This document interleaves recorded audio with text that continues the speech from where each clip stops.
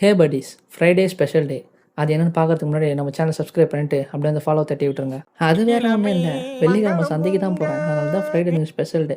என்ன எப்பவுமே தனியாக போவேன், இப்போ அம்மாவை கூட்டின்னு போகிறேன், அவ்வளோதான். காடியை பக்காவாக பார்க்கிங்கில் போட்டு செட்டிங்காக கட்டப்பை எடுத்துன்னு களத்தில் இறங்கியாச்சு. அந்த பக்கம் போனால் இந்த பறவைங்க என்னையே கூப்பிட்ற மாதிரி இருக்குது. அதெல்லாம் ஒன்றும் இல்லை, வான்னு செடி வாங்க வலிச்சுன்னு போயிட்டாங்க. இங்கே டிஃப்ரெண்ட் வெரைட்டிஸில் நிறைய பூச்செடி இருந்தது. ஏன் ரோஜா பூ கூட சூப்பராக இருந்தது, அது வாங்குமான்னு. அதை வாங்கி யாருக்கிட்ட கொடுக்க போகிறேன்னு கேட்டு இருவாச்சி மல்லியும் டிசம்பர் செடியும் வாங்கின்னு வராங்க. இவ்வளோ பெரிய லேபை சேல் பண்ணுறது இப்போ தான் பார்க்குறேன். பேர்ட்ஸுக்கு ஏதோ நியூ பிராண்ட் ஃபுட்டு சேல் பண்ணிட்டு இருந்தாங்க. அதை முடிச்சுட்டு அப்படியே உள்ளே வந்தால் இந்த பாட்டி மக்களில் பெட்ஸுக்கு எல்லா அக்சசரிஸும் வச்சுருந்தாங்க. சரி, அப்படியே நம்ம பிள்ளைங்களுக்கு 2 பெல்ட் வாங்கினேன். அடுத்த கடைக்கு போயிட்டேன். இந்த கடைக்கு வந்தால் எல்லா பீட்டா வெரைட்டிஸும் கிடைக்கும். இந்த பார்த்து பொம்மைன்னு நானே நம்பிட்டேன். இங்கே பேர்டு வெரைட்டி நிறைய இருந்துச்சு. சரி, நம்மளும் சிக்குலேருந்து ஒரு பேர்டு எடுத்து வளர்க்கலான்னு ஒரு ஐடியாவில் இருக்கேன்.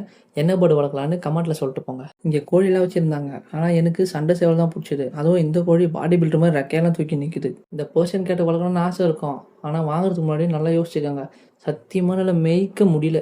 நாடா கூட்டம் அதிகமாகுதுன்னு உள்ளே எட்டி பார்த்தா இவங்க டாக் வெரைட்டிஸ் அதிகமாக வச்சுருந்தாங்க. அதுவும் இந்த கிரேடுன்னு பயங்கரமாக இருந்துச்சு. இங்கே என்னடா கூட்டம் எட்டி பார்த்தா வாட்ச் விற்றுருந்தாங்க. நம்மக்கிட்ட எழுத கட்டவே டைம் இல்லை. என்னடா இது, பூனை ஆச்சு தொங்க விட்டுக்கிறானுங்க. பார்த்தா பேகு ரிமோட் கார் வாங்கி கொடுன்னு கேட்டேன். கழுவி ஊத்துறாங்க. ஒரு அசிங்கமாய் போச்சு குமார். காசு கையில இருந்தாதான் இந்த பர்சுக்கும் நமக்கு மரியாதை. அடிக்கிற வெயிலுக்கு வீட்டுல டவுசர் எல்லாம் போன்னு சுத்தம் முடியல. எந்த கமாலும் நான் நைட்டி எடுத்து வச்சுக்கலாங்கிறேன். நீங்க என்ன நினைக்கிறீங்க? டேய் மாப்பிள்ள, உன் கல்யாணத்துக்கு சீர்சாமா இங்க தான்டா. இந்த பவுடரை துருப்பிடிச்ச இடத்துல தேய்ச்சா பல ஆயிடுமா. சரி, நானும் டெஸ்ட் பண்ணலாம். அந்த பவுடரை வாங்கிட்டு அப்படியே அந்த அண்ணன் காலில் பார்த்தோன்னா மினியேச்சர் டாய்ஸ் டிஃப்ரெண்ட் வெரைட்டிஸ் இருந்தது.